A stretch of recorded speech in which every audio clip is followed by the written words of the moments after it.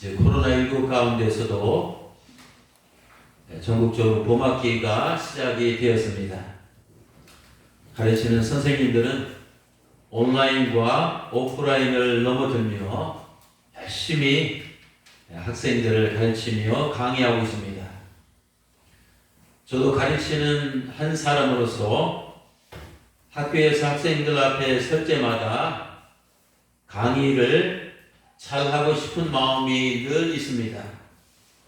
때문에 참신한 내용과 지혜로운 말을 잘 섞어서 열과 성을 다해서 전하려고 노력을 합니다. 또한 저는 교회에서 이 설교하는 목사로서 교인들 앞에 설 때마다 솔직한 마음입니다. 설교를 은혜스럽게 잘하고 싶은 마음이 늘 있습니다. 때문에 은혜로운 내용과 지혜로운 말을 잘 섞어서 혼신의 힘을 다해 전하려고 노력을 합니다.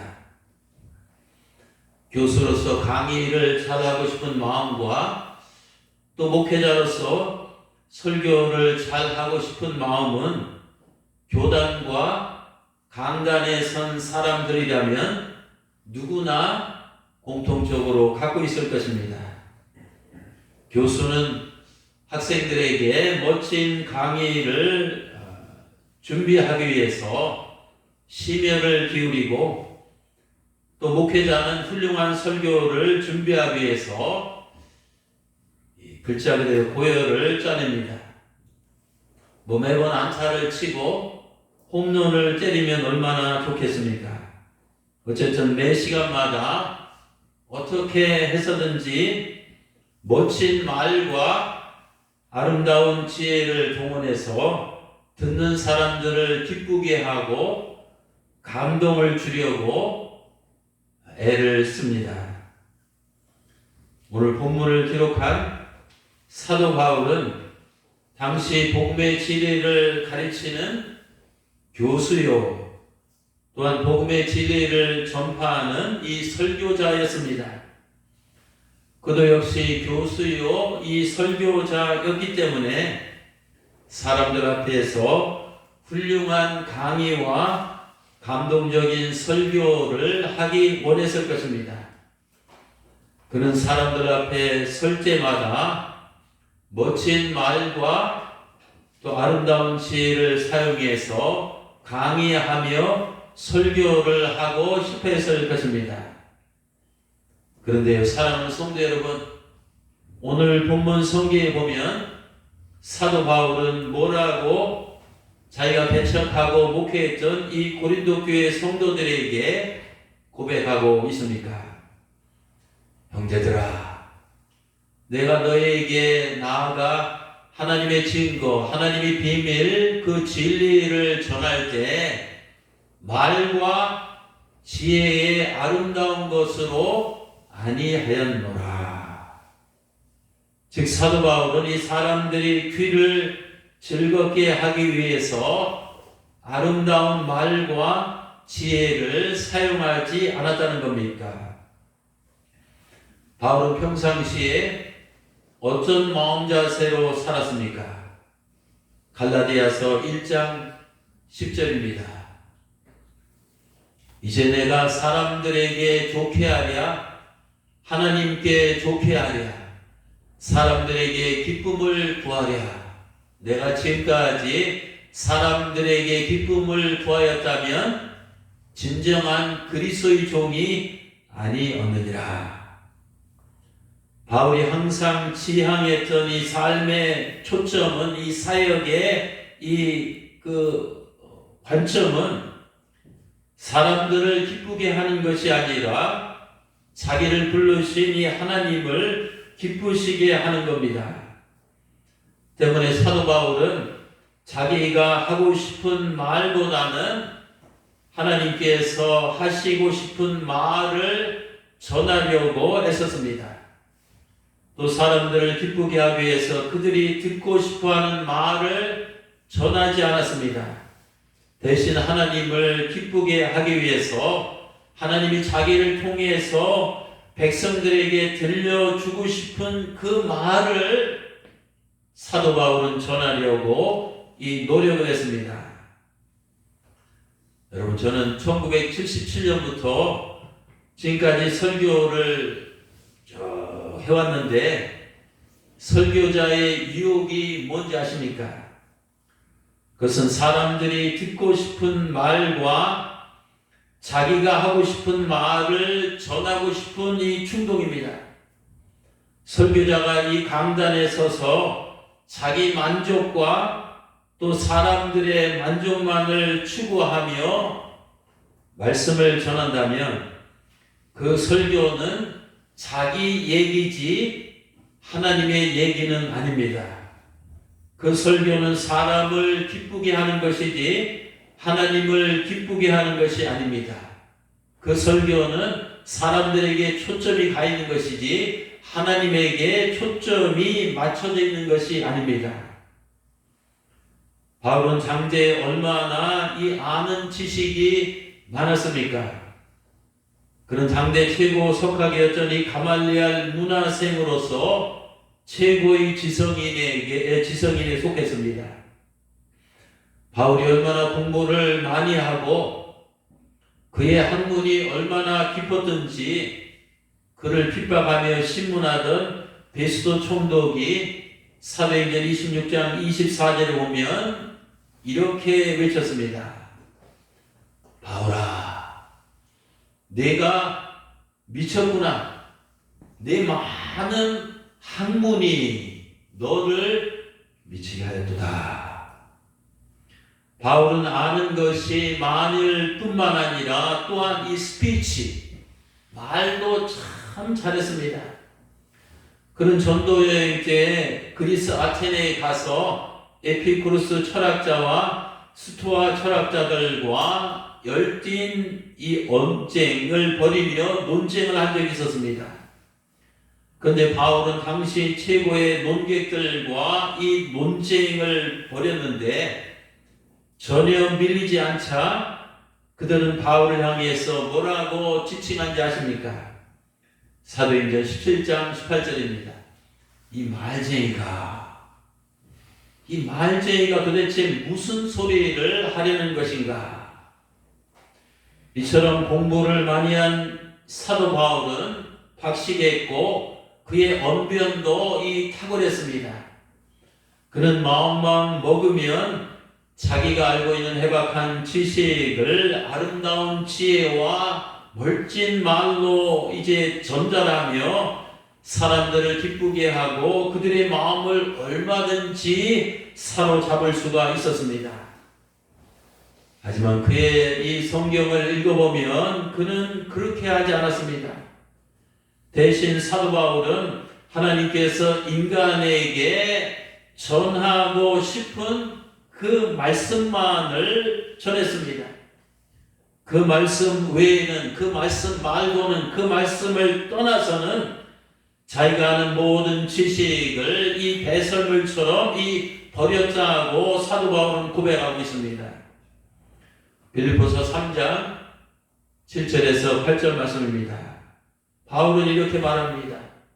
무엇이든지 내게 유익하던 것을 내가 그리스도를 위하여 다 해로 여길 뿐더러 또한 모든 것을 해로 여김은 내 주 그리스도 예수를 아는 지식이 가장 고상함을 인합니다. 내가 그를 위해서 모든 것을 잃어버리고 배설물, 이 똥처럼 다 여겼다고 선언하고 있습니다. 사랑하는 성도 여러분, 사도 바울이 모든 다른 것을 배설물처럼 버리고 그가 목숨을 걸고 전하려고 했던 오직 한 가지 그 말씀, 그 메시지, 그 진리가 무엇일까요? 그것은 바로 오늘 설교 제목입니다. 십자가의 도입니다. 유교의 도가 아니라, 불교의 도가 아니라, 인간의 도가 아니라, 세상 종교의 도가 아니라 이 십자가의 도입니다. 고린도전서 2장 2절입니다. 내가 너희 중에서 예수 그리스도와 그가 십자가에 못 박히신 것 외에는 아무것도 알지 아니하기로 작정을 하였습니다. 왜냐하면 고린도서 1장 18절 말씀처럼 십자가의 도가 멸망하는 자들에게는 미련한 것이지만 이 구원을 받는 우리에게는 하나님의 능력이 되기 때문입니다. 십자가의 도는 주님께서 지신 십자가가 우리들에게 가르쳐주는 이 진리를 말합니다. 십자가의 도는 5가지 진리를 내포하고 있습니다. 오늘 십자가의 도를 5가지 핵심으로 추려서 말씀을 드리려고 합니다. 십자가의 도, 사도 바울이 말한 이 십자가의 도는 뭡니까? 첫째는 모든 사람은 다 죄인이다 라는 겁니다. 여러분, 이 세상에 죄가 없으면, 이 땅에 악이 없으면 주님께서 십자가를 지실 필요가 없습니다. 죄가 없으면 십자가도 없습니다. 따라서 이 십자가는 이 죄의 이 상징입니다. 악의 심볼입니다. 우리는 십자가를 볼 때마다, 이 십자가를 대면할 때마다 무엇보다도 인간이 이 죄인이라는 사실을 깨달아야 됩니다. 로마서 3장 9절에서 11절 말씀은 선포합니다. 유대인이나 헬라인이나 모든 인간이 다 죄 아래 있자고 우리가 이미 선언하였느니라. 기록된 바 의인은 없나니 하나도 없으며 깨닫는 자도 없고 하나님을 찾는 자도 없고 다 치우쳐 함께 무익하게 되고 선을 행하는 자는 없나니 하나도 없도다. 여러분, 우리 인간은 그저 사람들 앞에 섰을 때는 의인 같지만 사람이 아니라 하나님 앞에 섰을 때는 이 죄인입니다. 우리는 사람들 앞에서 나의 모습을 외모로 화장을 하고 또 학력으로 치장을 하고 실력으로 분장을 하고 이런 타이틀 포지션으로 포장을 하고 또 언어로 위장을 하며 마치 의인인 것처럼 말하고 행세를 합니다. 다리 한쪽 면만을 늘 보여주듯이 우리는 나의 한쪽 단면만을 세상 사람들에게 보여주면서 내가 의인인 것처럼 말하고 처신하며 착각하고 살아갈 때가 많습니다. 하지만 하나님께서는 나의 가려진 추한 면을 보여주시고 죄악으로 지범벅이 된 나의 참된 모습을 지적하시면서 이 십자가를 통해서 내가 죄인임을 깨닫게 하십니다. 자고로 인간은 별 수 없습니다. 이 죄 가운데 태어나서 죄 가운데 살다가 이 죄 가운데 죽어가는 이 죄인이 바로 납니다, 넙니다, 우리입니다, 인간입니다. 또 십자가의 도의 2번째 진리는 뭡니까? 죄의 값은 사망이다. 여러분, 죄를 지으면 죄의 값을 반드시 치르게 되어 있습니다. 죄는 이 분노를 일으킵니다. 무엇보다도 인간이 죄를 지으면 사람도 분노하지만 하나님은 이 분노하시며 그의 진노가 이 죄인들에게 임합니다. 로마서 1장 8절입니다. 하나님의 진노가 불의로 진리를 막는 사람들의 모든 경건치 않음과 불의에 대해서 하늘로부터 나타나나니. 그렇습니다. 거룩하신 이 공의로우신 하나님은 인간의 죄와 악을 결단코 묵과하실 수가 없습니다. 빛과 어둠이 공존할 수 없는 것처럼 이 죄와 하나님은 이 상극입니다. 로마서 1장 31절에 보면 죄를 지은 자는 이 하나님의 진노를 사서 이 사형에 처해야 된다고 하나님께서 정해 놓으셨습니다. 로마서 6장 23절 죄의 삭은 사망이다. 또 에스겔서 18장 4절에 보면 범죄하는 그 영혼은 반드시 죽을 것이라고 하나님께서 말씀하십니다. 또 히브리서 9장 27절입니다. 한 번 죽는 것은 사람에게 정하신 것이요 그 후에는 심판이 있으리라. 우리가 죄를 지으면 하나님의 심판으로 영원한 이 죽음의 형벌을 피할 수가 없습니다. 여러분, 죽음 뒤의 심판은 무엇을 가리킵니까? 복음서에 보면 예수님께서 마가복음 9장 43절에서 49절에서 이런 이 불편한 그 말씀을 하셨습니다. 예수님이 직접 하신 말씀입니다. 내 손이 죄를 짓게 하거든 그 손을 찍어버려라. 두 손을 가지고 꺼지지 않는 이 지옥불에 들어가는 것보다 불교의 몸에 되더라도 영원한 생명에 들어가는 편이 나을 것이다. 또 내 발이 죄를 짓게 하거든 그 발을 찍어버리라. 두 발을 가지고 지옥에 던져지는 것보다는 전원발이가 되더라도 영원한 생명에 들어가는 편이 나으니라. 또 내 눈이 죄를 짓게 하거든 그 눈을 떼어버려라. 두 눈을 가지고 지옥에 들어가는 것보다 애꾸눈이 되더라도 하나님 나라에 들어가는 편이 나을 것이다. 지옥에서는 그들을 파먹는 구더기도 죽지 않고 불도 꺼지지 않는다. 모든 사람이 다 소금에 절이듯 불에 절여질 것이다. 또 십자가의 도는 세 번째 뭡니까? 하나님께서는 죄인들이 멸망당하기를 원치 않으시는 것입니다. 우리는 악인들을 보면 우리 주변에 또 악한 일을 행한 사람들이 매스컴상에서 막 나오잖아요. 금방 악플을 달고 막 삼족을 면하라, 재산을 몰수하고 막 험한 말을 이렇게 퍼붓습니다.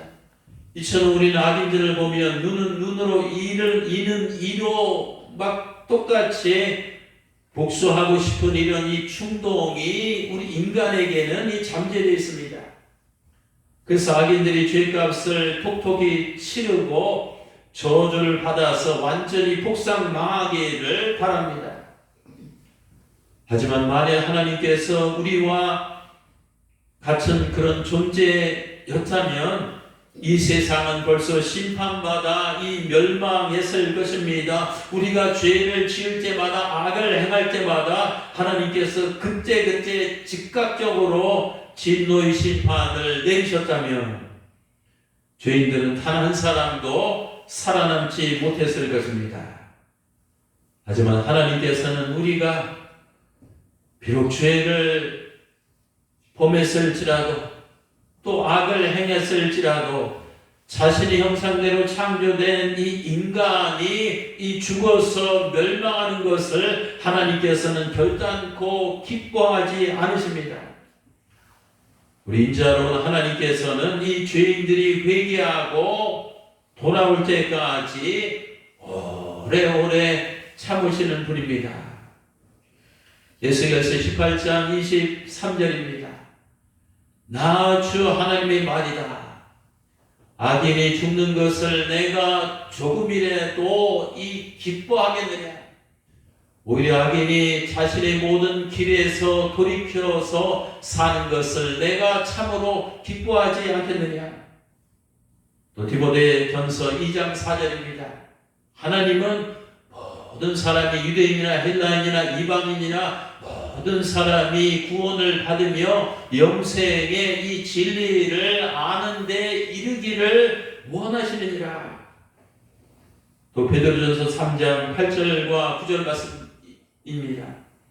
사랑하는 자들아, 주께는 하루가 천년 같고 천년이 하루 같다는 이 한 가지를 잊지 말라. 주의 약속은 어떤 이들은 더디다고 생각하는 것 같이 더딘 것이 아니라 오직 주께서 너희를 대하여 오래 참으사 아무도 단 한 사람도 멸망하지 아니하고 다 회개하기에 이르기를 원하시리라. 아멘. 십자가의 도 네 번째입니다. 하나님께서는 그 죄인들을 살리시고자 이제 결국은 자기 아들을 대신 죽게 하셨습니다. 여러분 혹시 휘핑 보이라는 말 들어보셨습니까? 휘핑 보이. 휘핑은 매를 맞자, 이 채찍질하다, 이 그런 뜻입니다. 그래서 휘핑 보이는 매 맞는 아이라는 이 채찍질을 당하는 아이라는 의미입니다.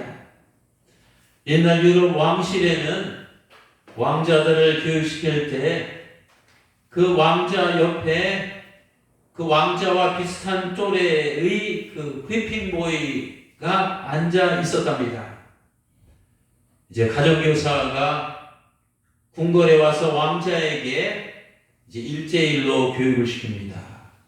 근데 왕자가 나이가 어리니까 수업 태도가 불량하면, 불성실하면 체벌을 가해야 되는데 왕자는 존귀한 신분이기 때문에 가정교사가 감히 왕자의 몸에 손을 댈 수가 없었습니다. 그때 왕자 옆에 앉아 있는 휘핑 보이가 왕자가 잘못할 때마다 왕자 대신 이 채찍을 맞았답니다. 채찍으로 너는 왜 숙제를 안 해왔어? 촤 너는 왜 자꾸 졸아? 촤 너는 왜 거짓말해? 촤 너는 왜 선생님 말 안 들어? 촤 채찍을 맞았습니다. 여러분 휘핑 보이는 자기는 아무런 이 잘못이 없는데도 이 왕자가 잘못한 이 죄를 자기가 대신 채찍에 맞음으로 짊어졌습니다. 하나님은 공의로우신 분이기 때문에 죄는 미워하시지만 긍휼하신 분이기 때문에 죄인은 엄청나게 사랑하십니다. 하나님께서는 죄인들을 너무나 사랑하시기 때문에 죄값을 죄인들에게 직접 치르게 하실 수 없었습니다. 그래서 죄인들의 죄값을 대신 치르게 할 휘핑 보이가 필요했습니다. 때문에 하나님께서는 하나밖에 없는 독생자 예수 그리스도를 이 땅에 휘핑 보이로 선택하시고 보내셨습니다. 하나님께서는 아들 예수님을 이 땅에 보내셔서 휘핑 보이, 내가 받아야 할 이 무거운 이 죄값을 십자가의 형벌을 통해서 나 대신 치르도록 하셨습니다. 예수님께서는 내가 매달려야 할 십자가에 나 대신 매달리셨습니다. 내가 받아야 할 그 끔찍한 형벌을 나 대신 받으셨습니다. 또 내가 흘려야 할 그 피를 나 대신 흘리셨습니다. 내가 죽어야 할 그 죽음은 예수님께서는 나 대신 죽으셨습니다. 주님은 마태복음 20장 28절에서 이렇게 말씀합니다. 나는 많은 사람의 이 죄값을 치르기 위해서 내 생명마저 주려고 왔노라. 그렇습니다. 예수님께서는 내가 머리로 지은 죄 때문에 머리에 가시가 찔리셨습니다. 내가 이 손으로 지은 죄 때문에 양손에 이 못이 박히셨습니다. 내가 발로 지은 죄 때문에 양발에 이 못이 박히셨습니다. 내가 허리로 지은 죄 때문에 옆구리가 이 창으로 찔리셨습니다. 내가 이 몸으로 지은 죄 때문에 온 몸을 이 채찍으로 이 맞으셨습니다. 이사야서 53장 5절과 6절에서 이 사실을 이렇게 선언하고 있습니다. 예수님 그가 찔림은 우리의 허물을 인하며 그가 상함은 우리의 죄악을 인함이라. 그가 징계를 받음으로 우리가 평화를 누리고 그가 채찍에 맞음으로 우리가 나음을 입었도다. 우리는 다 양 같아서 그릇 행하여 각기 고집을 부리고 제 갈 길로 갔거늘 여호와 하나님께서는 우리 무리의 죄악을 그에게 담당시키셨도다. 십자가의 도의 그 마지막 5번째입니다. 이제 누구든지 그리스도를 믿으면 죄 용서받고 이 구원을 얻는다. 여러분, 나는 나의 죄와 나의 구원을 위해서 아무것도 할 수 있는 것이 없습니다. 그러나 내 대신 예수님께서 내 대신 모든 것을 다 해 주셨습니다. 이것이 바로 하나님의 전적인 은혜입니다. 에베소 5장입니다. 또 8절과 9절 말씀입니다. 성경은 말합니다. 너희는 은혜로 구원을 받은 것이라. 너희는 그 은혜에 의하여 믿음으로 말미암아 구원을 받았으니 이것은 너에게서 난 것이 아니요 하나님의 선물이라. 행위에서 난 것이 아니니 이는 누구든지 자랑하지 못하게 함이라. 그렇습니다. 구원은 노력의 대가가 아니라 전적인 하나님 은혜의 선물입니다. 구원은 우리의 지식이나 우리의 능력이나 우리의 도덕이나 우리의 공로로 받는 것이 아니라 오직 이 믿음으로만 받을 수 있는 것입니다. 우리는 하나님 앞에서 구원받을 자격과 이 조건이 감이 안 되지만 이 믿음 하나만 있으면 하나님께서 십자가를 통해서 베풀어 주신 놀라운 은혜의 선물이 거저로 주어집니다. 유명한 종교개혁자 마틴 루터는 이 사실을 요한복음 3장 16절을 통해서 이렇게 설명했습니다.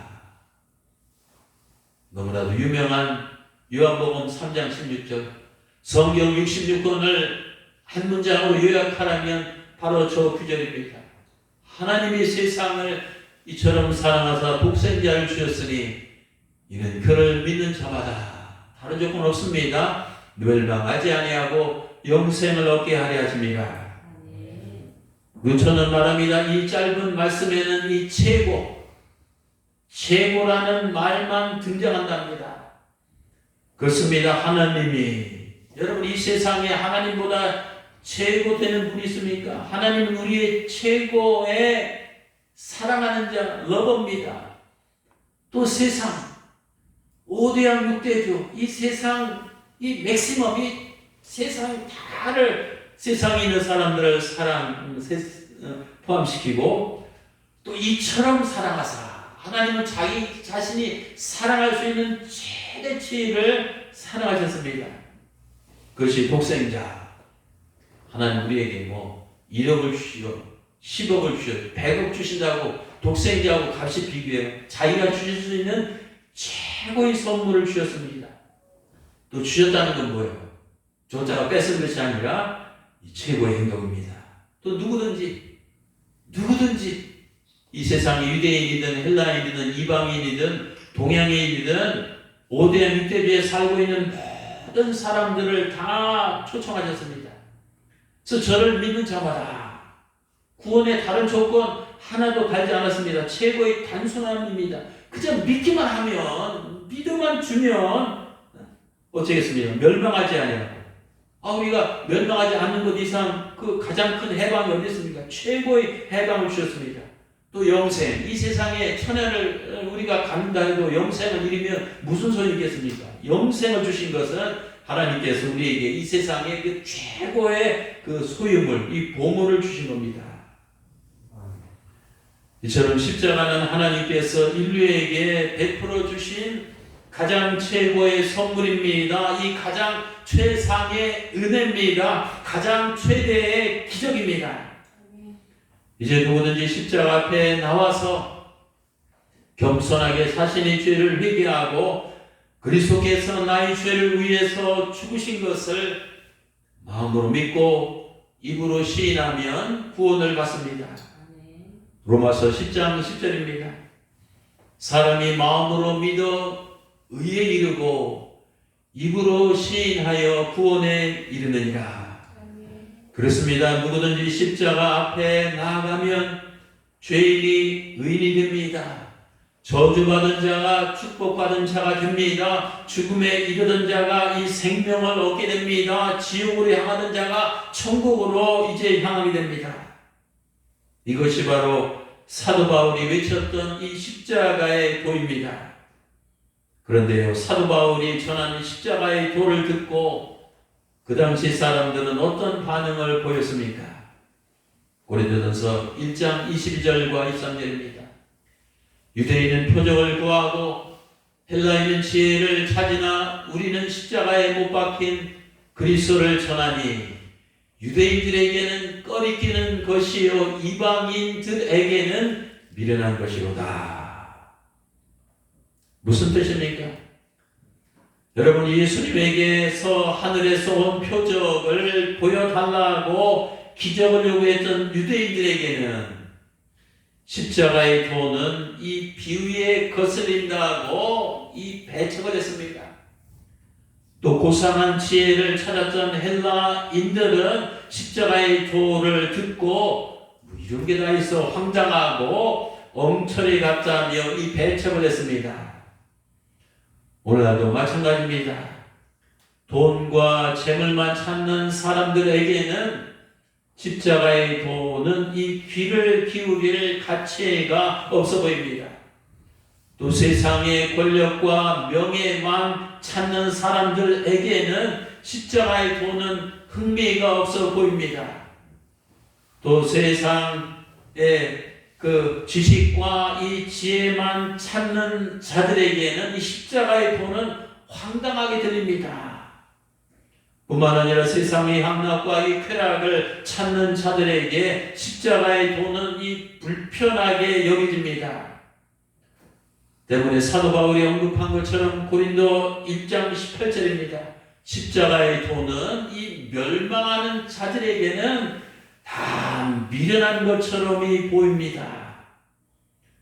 하지만 고린도전서 1장 24절에 말한 것처럼 오직 부르심을 받은 이 성도들에게는 유대인이나 헬라인이나 그리스도는 이 하나님의 능력이요 하나님의 지혜입니다.